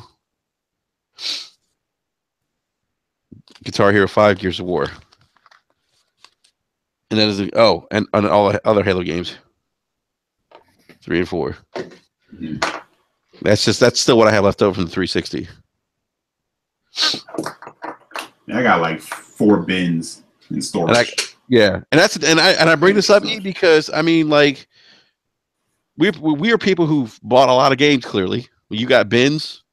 I don't have bins like you do, but you know, I rattled off a couple games. You know, B's got statues and multiple consoles. You know, yeah, 360 was my primary console last gen. Even though it was a multi-console, I was a multi-console owner. You know what I'm saying? So, but that's where I bought everything. And my PS3 was mostly for my exclusive stuff. Man, you gotta get some oil for that chair, man. Yeah, it has its days, man. I'm just waiting for the day, like one day we hear like something like crash and you know, oh shit, the chair finally gave in. So anyway, so I don't know, that's where it comes from, man. We're just observant of what's going on. You know, want to feel like, you know, like we're being heard too. Like you answer the hardware point, you know, like it's time to roll. I just want like sequels to like games like Alan Wake. You know, I want to see like, well, why can't we get a sequel to Lost Odyssey? Oh, I would say this, man. If they had like a sequel to like Rise or Sunset hitting like right now, none of this would be talked about.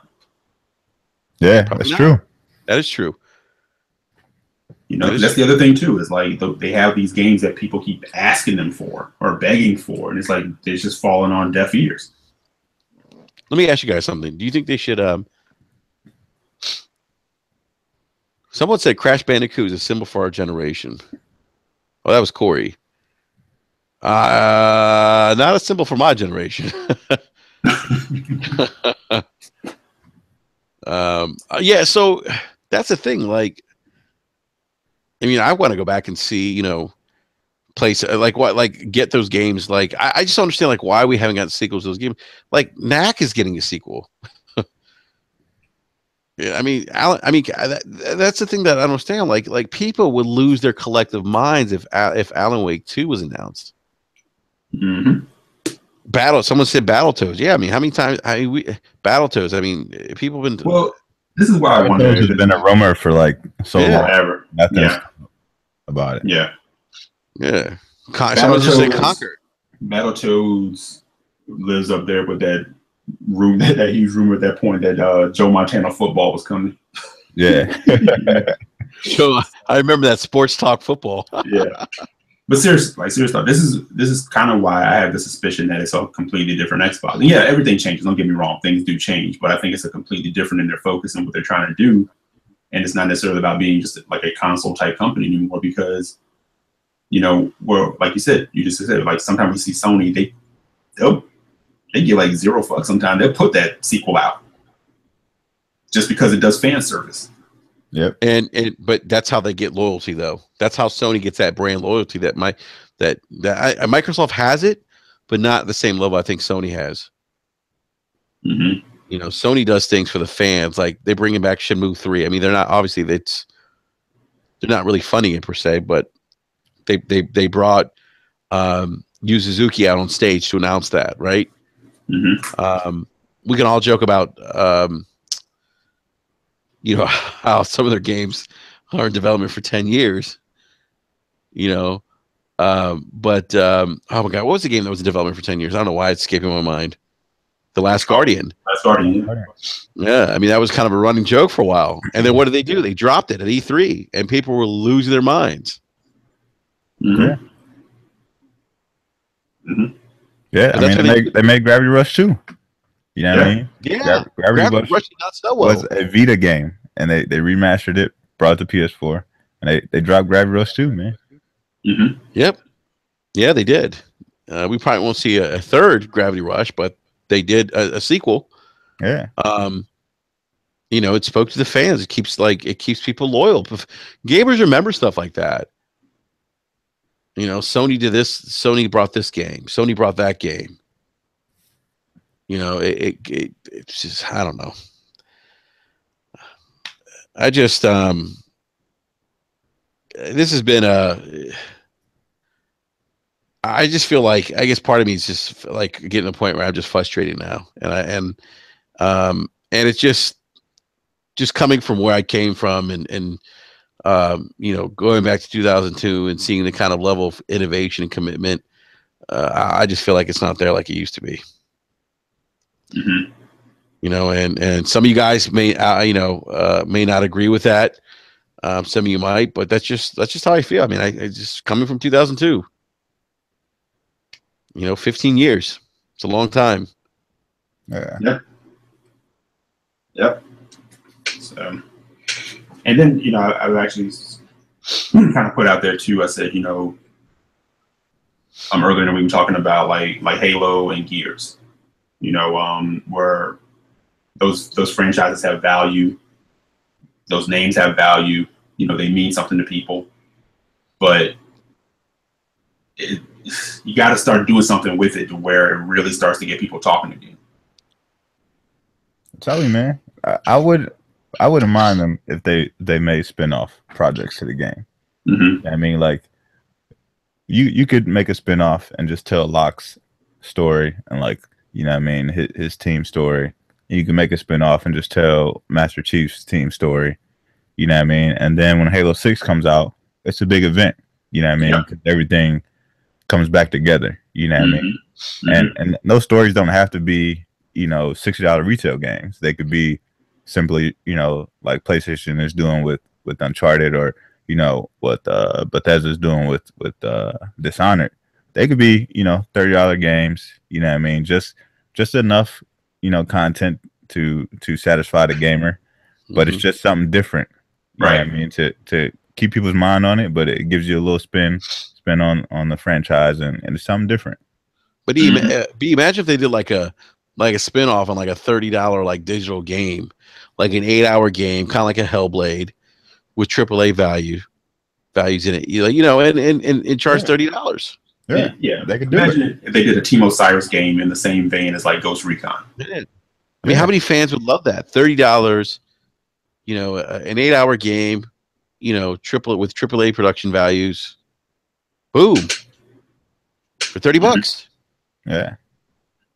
That's the thing though. They have enough IP where they can do things like that, but, you know, like we've talked about previously, I think their hands are tied a little bit, and, you know what I mean, they just can't invest in extra projects like that. So they got to be very concise with the stuff that they release, and kind of look at their roadmap and see where they can gain the most revenue, you know what I mean, from those titles. So maybe they just can't do those type of things.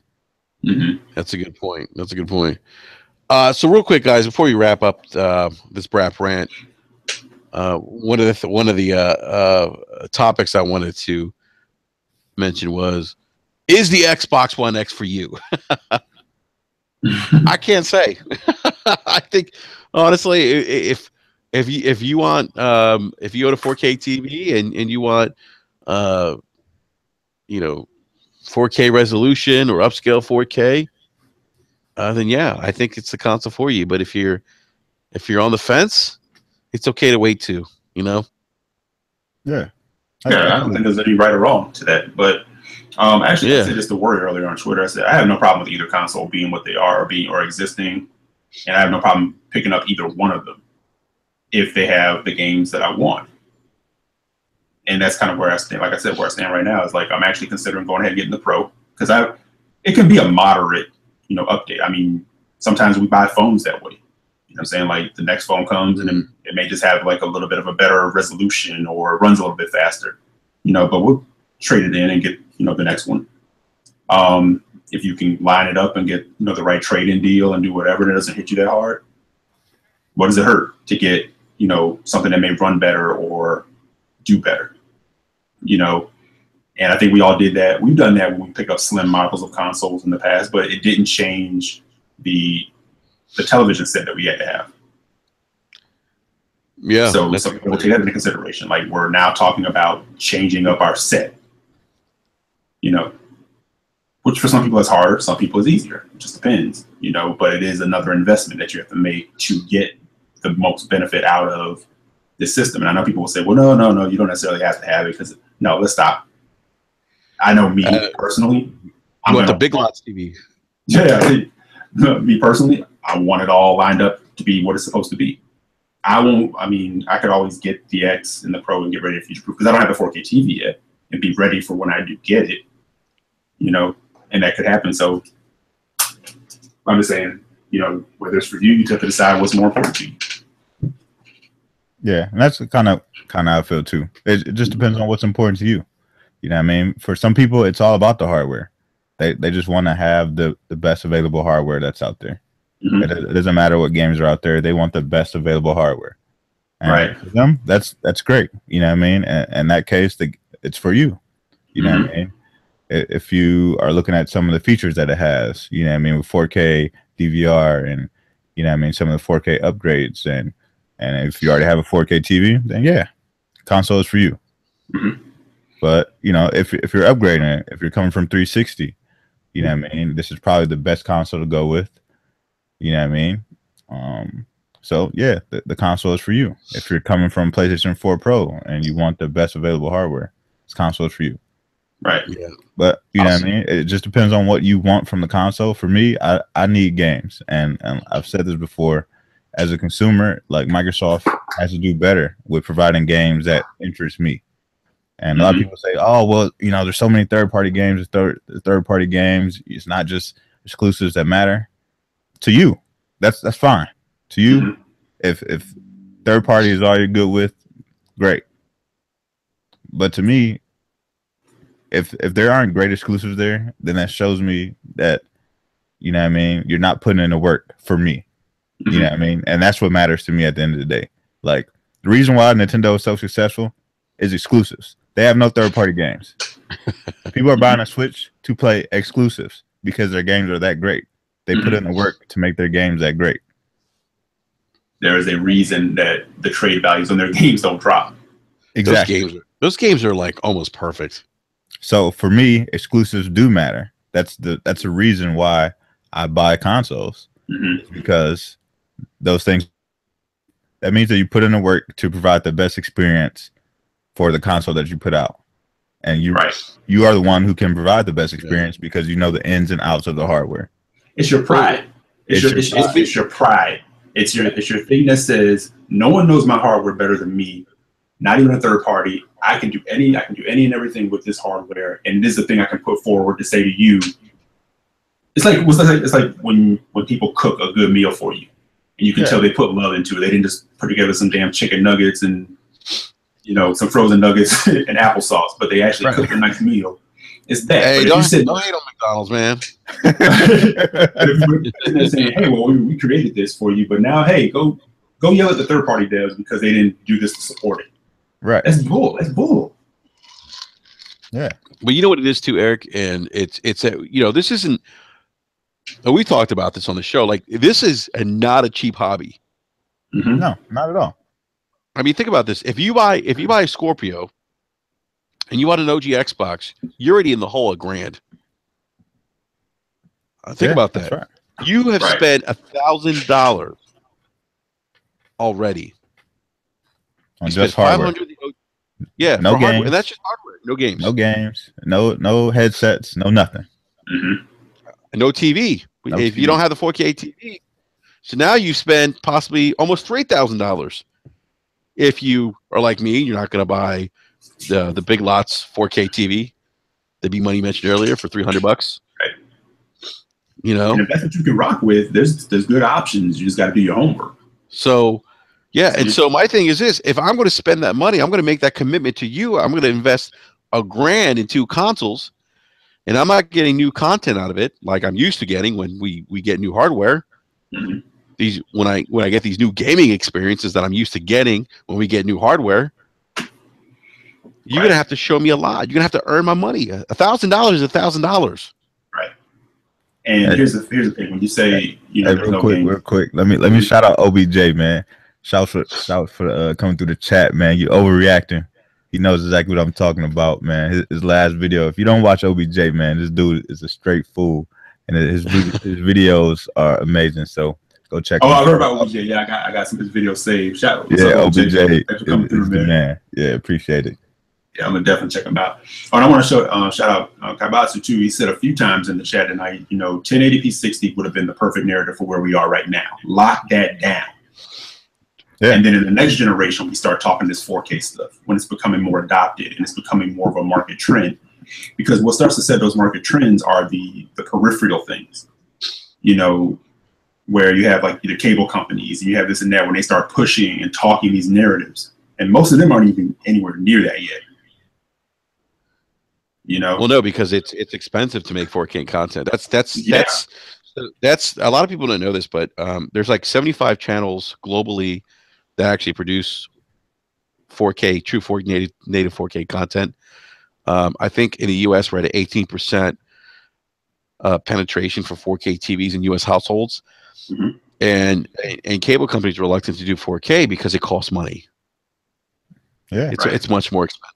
And there's not, and so think about that. I mean, so we have to think about that. And that goes back to my point, like with, kind of why I've been back and forth, because there's a part of me that, hardcore gamer. I've typically always been an early adopter for new hardware, but this is different in the sense where I already spent $500 on an Xbox console, and you're asking me to spend another $500 in a 4-year period, but it's only to make games look shinier, and that's fine. Look, I'm not saying if that's for you as a consumer and you're okay with that, that's fine for you. But for me, I need a little more.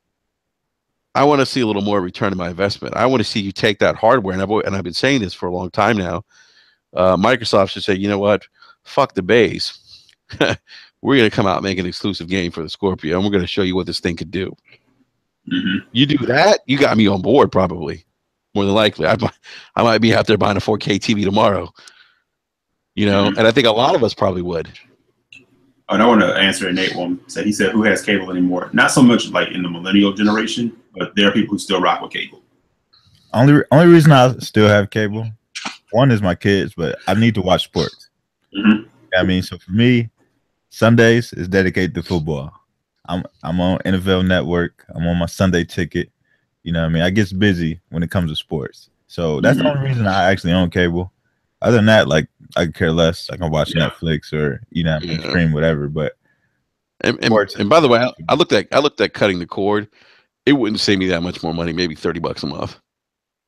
Yeah, because you still need internet. Yeah, and again, it depends. Like I have cable because when it like you with the sports, when it comes to that Hallmark and Lifetime shit, some of y'all, you have them wise, man. They don't play around with that. Oh yeah, they're like, okay, so we're gonna cut the cord and get this app. Does it have this? Yeah. Does it have LMN? Yeah. No. Does it have the Oxygen network? That's what I want to know. Yeah. And you get back at me. You get back at me today. Don't mess with that Christmas in July shit. They don't play that, man. Well, why are we getting Oprah's network anymore? You know what I'm saying? So yeah. So it's still a thing. It's becoming less of a thing, but it's definitely still a thing. I mean, look, I looked at doing the PlayStation View, and I'm just like, nah, not gonna get it, because, and also at the end of the day, it just came down to it just like dollars wise, it was we were only saving like $30 a month. Yeah, we're still getting. You asked me about that. I said, yeah, well, what you need. I said, it don't make sense for you to cut the cord yet. No, I mean, it's just cable's giving me more channels, and I'm only saving $30 because that's the thing. They get you with the internet. They get you the bundles where you save money. When you start like getting internet by and everything. Yeah, yeah, that's how they get you. Yeah, and they're like, you want to add HBO in? That's $20 more. You want to add it? It's like before you know it, you're right back at cable again. Yeah. So yeah. So, but one day I'll probably get there. You know what? Though, if I was single too, I'd probably be more likely to do it. Because kids gotta watch Nick Jr. Outside of sports, I could easily get away with like Netflix and Hulu and stuff. Like I watch TV, but not like how like people kind of watch cable. Like they just kind of, you have all those channels, you just kind of keep like channel surfing through all of it. Yeah. Like I'm really good with just watching my specific thing and being done. But sports is definitely where you can't mess with that flow. And as of yet, no one has really cracked the nut on how to deliver that content to you the same way cable can. Yep. So whoever gets there first, they're gonna win. Yeah, that's a good point, man. That's definitely a good point. Whoever gets it first is gonna be rich. Like, have you guys heard about Movie Pass? No. You guys heard about this? So it's like, okay, so Movie Pass is like Netflix, except you pay a monthly fee to watch movies that are out in the movie theaters in your home. Mm. Think about that. How much is the pass though? $10 a month. Oh, I'm in there. Yeah. You know how much it costs to take like six people to the movies? Yeah, it's almost $100. Yeah, when you pull Almost. up and you like 5 tickets to Spider-Man, please, and they like $82. You like what? No, B, are you serious? $82? Yes. And there's no such thing as matinee anymore. Did you get popcorn? Nah, it's a wrap. No, that's before popcorn. Yeah. Once you hit the concession stand, you know, especially to take kids, they want everything. Sour Patches, Twizzlers, popcorn, pretzels. You know what I mean? You gotta get something to drink. Once I leave the movies, I'm at $200. Easy. Oh my God. You know what? So we always talk about finessing on BRAP. The movie theaters are finessing people. Oh yeah. It adds up fast. Yeah, like back in the day with our parents, they'd be like, we'll hit the matinee for like $3. Nah, that doesn't happen anymore. I think it's like $1 less. You know what, B? There's a market out for Movie Pass. Yeah, man. I'll be all over that. About it. Yeah. Go to the store, get your little dollar candies at the store, man. Get some popcorn, sit on the couch. There you go. Yeah, it might help with issues such as piracy too. You know. Yeah. Yeah, I gotta look at that. Look at that Movie Pass. Yeah, it's real, man. Yeah, no, it is. Yeah. I read an article about it. They just got a big investment. And it's actually one of the I think one of the guys that was involved in Netflix early on is actually part of this. Yeah. So yeah. Kabasu said he's addicted to the dine-in theaters. Yo, them dine-in theaters ain't no oh my God. Oh, iPix is nuts. They charge you crazy for like a Henny and Coke, man. Like, what? You lost your mind? Hey, how much is a Henny and Coke at the iPic? Man, I think it was like $16, man. No, are you serious? I'm serious. Damn. Because they give you a blanket and a pillow, they can finesse you like that, man. You know? Yeah. Yeah. It's no joke, man. It's no joke. Damn, $16 for a Hennessy and Coke at the movie theaters? That's fucking dope. I would bring my own. Yeah. I feel like my own Hennessy in there, man. Yeah, I'd bring like an airplane bottle of Hennessy and some Coke. That'd be good. That's crazy, man. I can't believe iPic's no joke. They give you blankets and shit. You do get like free popcorn though, so at least that's included. Yeah, that's the finesse, man. All right, that's the thing, man. As consumers, we can't let ourselves get finessed all the time. You got to be careful. Yeah, me too, Kabasu. I do AMC. They got it. They don't give me a blanket and a pillow, but I don't need it. I'm waking up, bro. Yeah. The AMC's not good here where I live. The Regal's actually the best one. Yeah. Yeah, we have actually around that who are adopting this idea of trying to undercut the iPic pricing and stuff. Well, the Regal, but where I live, they opened an iPic up the street from the Regal where I live. They redid the whole Regal. They put like the reclining chairs, like the automatic ones, you know? Mm-hmm. Yeah. You press the button. They're all like that. And they raised the price by like $1. Now you don't get like, you don't get like the full service bar and all the other stuff. Yeah. I don't need that. Just give me some popcorn and Coke. I'm good. You know? So, but yeah, gents, I'm gonna get ready to run. I gotta catch this Game of Thrones episode. Yeah, it's on right now actually on HBO again. So we're gonna go ahead and wrap up anyway. Big shout out to everyone in the live chat again. Thank you again for stopping by. I think we had we had to ban 2 people. One I think was like a pornographer or something. That was kind of weird. Yeah, it seemed like it. Yeah. Yeah. Yeah. Her name was like Kelly. Try to get that free marketing, man, where you can. Yeah, she's like, go check out the live girls. I'm like, what the fuck?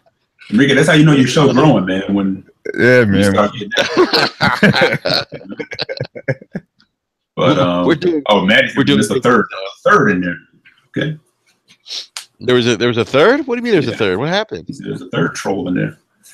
But you know what's great about this community, man? We have all these amazing people who cop those Xbox One X's today, and they can give us all their real world feedback. Yeah, man. Later on in the year, do their best to convince us to go ahead and jump. That's what I want. I want the real world feedback. Yeah. You know. Yeah, no, I hear you, man. I hear you. So yeah, but everyone, thank you again. By the way, I see some new names here in the live chat.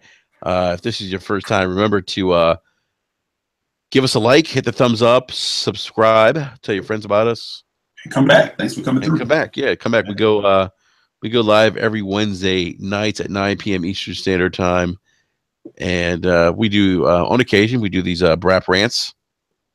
So yeah, definitely come back. We'll have some more content for you guys. And B Money and Eric, man, thank you guys for joining me tonight on this BRAP rant. It's the first time for you guys on the rant, so I definitely appreciate it. No doubt, No problem, man. Yeah. Corey says, "Can we talk about how EA and BioWare straight up abandoned me?" Yeah, we can do talk about that on Wednesday for sure. Yeah, that is. Yeah. We got to talk about that Mass Effect stuff, man. Oh, that's just painful. That was a kick to my walnuts. That hurt. Yeah. So, Matty B says ME ain't over. I think it's it'll be on hiatus, but I don't know if it might show itself again one day. But it might right now how we feel. It might as well be dead. Yeah, it's on the top shelf somewhere, man. They'll get back to it later. They put it in the back of the closet, man. Yeah. Yep. All right, so we will be back next Wednesday, or I should say this Wednesday coming up, 9 p.m. Eastern Standard Time. I may do another rant, though. I got some time on my hands. That's another story. So, don't forget, this week is Gamescom this week, so there should be a lot of interesting gaming news coming out this week. So definitely keep your ear to the streets, social media, because we should hear about a few new games coming out this week. So, oh yeah, shout out to you, man, putting us on to that new platinum joint. Oh yeah, man, we gotta get that. They gotta get that. Has to come over here, man. You know, I stay fishing, man. Yeah, always got to find the gems out there. So facts, and that's just it too, man. It's like none of us are hurting for anything to play, for real. But hey, by the way, we want to do their best. That's all. Ryan Landis in the chat just reminded me there's the eclipse is tomorrow. No one stare at the sun, by the way, tomorrow. Don't sit without the protective stuff, lenses. Yeah, my wife is a science teacher, and she made me some kind of cereal box contraption to look at it. Dude, I heard that doesn't work. I just saw the news today say don't do that. I already told her if I end up in the ER, it's going to be a wrap. So they said don't do it, right? The cereal box thing. We're going to be here on Wednesday night. Where's Eric Jackson? We have some bad news. Eric retina reattached. Severely damaged retinas. Yeah, no one stare up at the sky. Seriously, I'm not trying partially trying to be funny. He's having a hard time reattaching the right Joy-Con on this Switch because he can't see.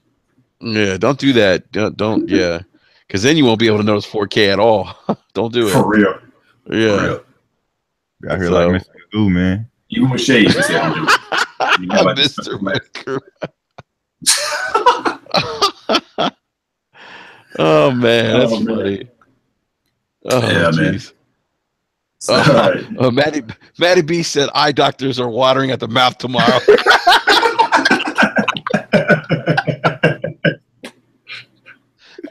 Open appointments available, baby. Yeah, right. Oh, we can get you no insurance needed. Oh my goodness. Oh, man. That is funny. Oh my goodness. Much, I'm telling you, man, it's legit. It's for real, man. People, you're gonna have people. You know what's crazy? You were definitely gonna see people looking at the sky. Oh my god, look at the eclipse. I'm like, oh my god, here we go, idiots. Mm-hmm. You know, canceling some console orders because they can't see shit anymore. Yeah, exactly, right. All right, gentlemen. Well, again, big shout out to everyone in the live chat. Thank you again. Sorry for the porno trolls. Hey, King. Iron King Lord just he just joined us. He said, "Let's go, guys." Just got in, just woke up. Oh, what's up, kid? Oh my! Hey, Lord King, man. Dude, he is funny, man. He is funny. That's Oh, right, man. man. That's my dog, King. Oh, David King is building, funny, man. Yeah, King. You missed the show, man. We're about to wrap up. Oh my goodness. All right. I think I caught him. I think when he's on the show, I caught him like You call somebody King Mike or something like that. yeah, I called him like Iron Mike or something. Sleepy ass, you were tired of shit. Yeah, I was tired, man. He's like, "You just called me Iron Mike." I'm like, "Maybe." I probably did. I probably did. So, all right. So we're gonna go ahead and wrap up. Oh man, I'm not even gonna repeat it. What was it?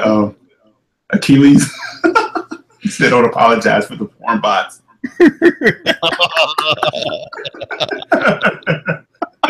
Yeah, I don't know. Look, I guess we're getting big now because we got porn bots coming in. Did you see what he said though, man? He said, "Don't be sorry, guys." Yeah, kind of